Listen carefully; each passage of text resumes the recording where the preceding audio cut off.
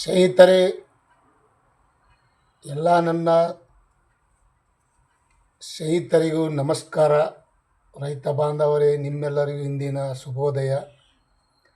ಇವತ್ತಿನ ಕಂಟೆಂಟು, ಇವತ್ತು ಟಾಪಿಕ್ ಏನಪ್ಪ ಅಂದರೆ ಉಳ್ಳಾಗಡ್ಡಿ ಬಗ್ಗೆ, ಈರುಳ್ಳಿ ಬಗ್ಗೆ ಇವತ್ತು ಮಾತಾಡುವುದು ಅವಕಾಶ ಸಿಕ್ಕಿದೆ.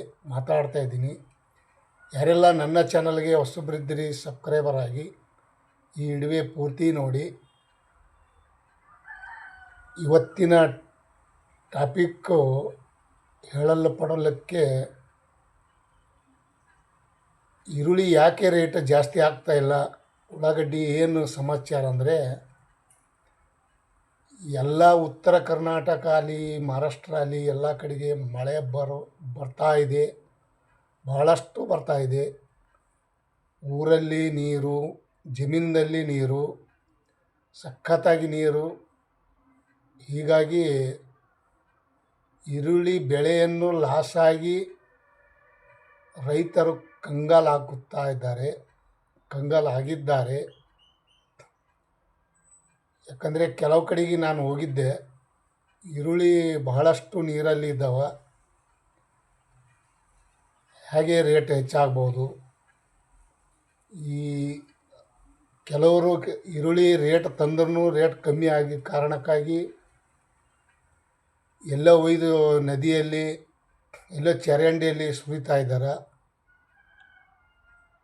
ಈ ರೇಟು ಜಾಸ್ತಿ ಆಗಬೇಕಾದ್ರೆ ನಮ್ಮ ಗೌರ್ಮೆಂಟೇ ಕಾರಣ.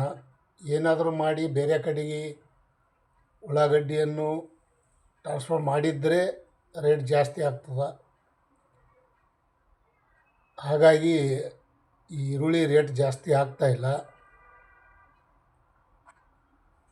ಹಾಗಾಗಿ ಈ ಉಳ್ಳಾಗಡ್ಡಿ ರೇಟ್ ಜಾಸ್ತಿ ಆಗ್ತಾಯಿಲ್ಲ. ಮತ್ತು ಕಾದು ನೋಡೋಣ, ಮುಂದಿನ ತಿಂಗಳ ಅಲ್ಪ ಸ್ವಲ್ಪ ರೇಟ್ ಜಾಸ್ತಿ ಆಗ್ತದೆ.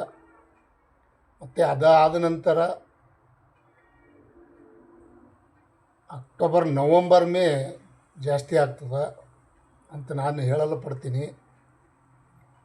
ಇವತ್ತಿನ ಒಂದು ವಿಶೇಷತೆ ಏನಂದರೆ, ಫಸ್ಟ್ ರೈತರು ಏನು ಕಷ್ಟಪಡ್ತಾ ಇದ್ದಾರೆ, ಏನು ಜಮೀನಿನಲ್ಲಿ ಎಷ್ಟು ನೀರು, ಈ ಮಳೆ ಬಂದ ಕಾರಣಕ್ಕಾಗಿ ಎಲ್ಲರೂ ಒಂದು ಇವತ್ತಿನ ವಿಶೇಷತೆ ಬಹಳ ಸೂಕ್ಷ್ಮವಾಗಿದೆ. ಕಿತ್ಕೊಂಡು ತಗೊಂಡು ಬಂದ್ರೂ ಅದು ವಾಸನೆ ಬರ್ತದೆ ನೀರಲ್ಲಿದ್ದಂಥ ಉಳ್ಳಾಗಡ್ಡಿಗೆ. ಮತ್ತು ಹಾಗೆ ಬಿಟ್ರೂ ಕೈಗೆ ಹತ್ತಲ್ಲ, ತಗೊಂಡು ಬಂದ್ರೂ ಕೈಗೆ ಹತ್ತಲಾರ ಪರಿಸ್ಥಿತಿನೇ ಅದ. ಯಾಕಂದರೆ ರೇಟೇ ಇಲ್ಲ.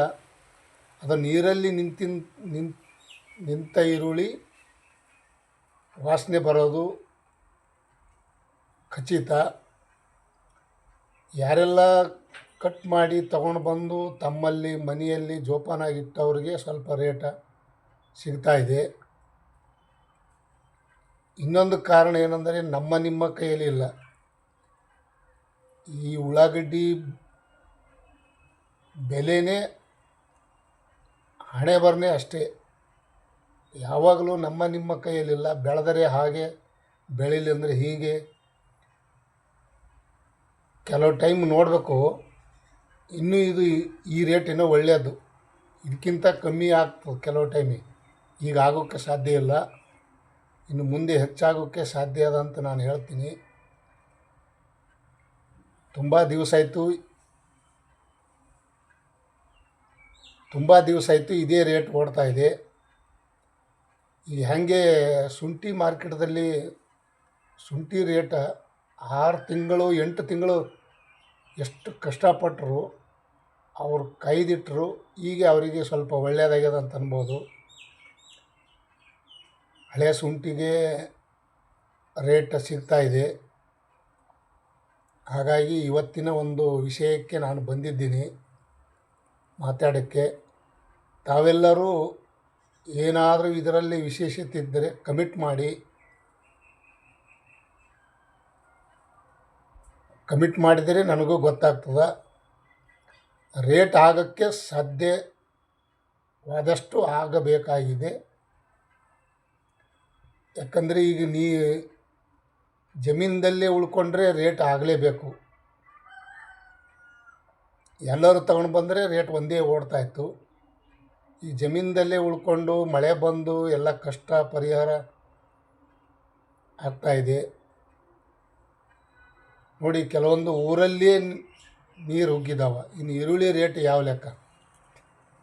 ಊರಲ್ಲೇ ನೀರು ಬಂದು ಜನರಿಗೆ ಓಡಿಸಿಬಿಟ್ಟಾಗ ಎಲ್ಲ ಜನರು ಬೇರೆ ಊರಿಗೆ ಹೋಗಿ ದೇವಸ್ಥಾನ, ಸ್ಕೂಲಲ್ಲಿ ವಾಸ ಮಾಡ್ತಾಯಿದ್ದಾರೆ.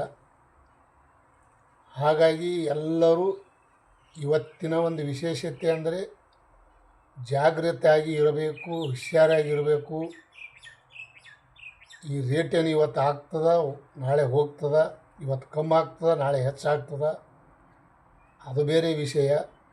ಈ ಮಳೆ ಕಾರಣಕ್ಕಾಗಿ ಎಲ್ಲ ಬೆಳೆನೂ ಲಾಸ್ ಆಗುವ ಸಾಧ್ಯತೆ ಇದೆ ಈ ವರ್ಷ.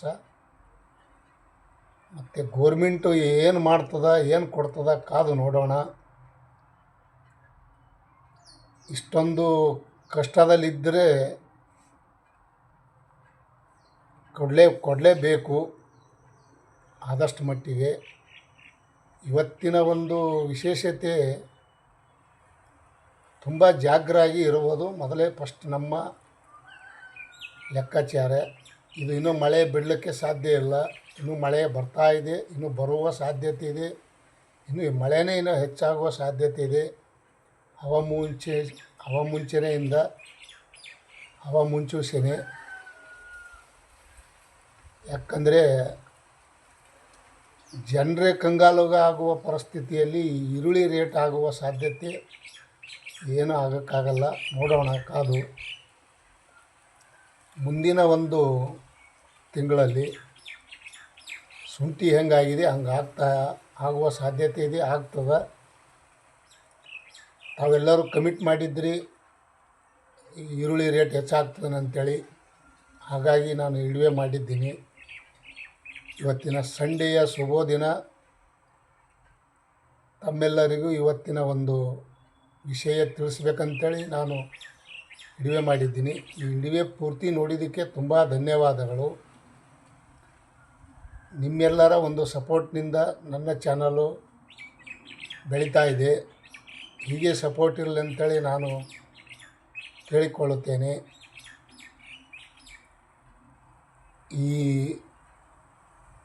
ಯಾವಾಗಲೂ ರೈತರ ಹಾಗೆ ಒಂದು ದಿನ ಬೆಳೀತದೆ, ಈ ವರ್ಷ ಬೆಳೀತದೆ, 2 ವರ್ಷ ಬೆಳೀತದೆ, 3 ವರ್ಷ ಬರ್ತದೆ, 4ನೇ ವರ್ಷ ಏನಾದರೂ ಒಂದು ತೊಂದರೆ ಆಗ್ತಾಯಿದೆ. ಹಾಗಾಗಿ ಏನು ಮಾಡೋಕ್ಕಾಗಲ್ಲ. ಇಂದಿನ ವಿಷಯ ಸೂಚನೆ ಇಷ್ಟೇ. ಈ ವಿಡಿಯೋ ಇಷ್ಟ ಆದರೆ ಲೈಕ್ ಮಾಡಿ, ಶೇರ್ ಮಾಡಿ, ಕಮೆಂಟ್ ಮಾಡಿ. ತುಂಬ ಧನ್ಯವಾದಗಳು. ಇವತ್ತಿನ ಒಂದು ವಿಷಯ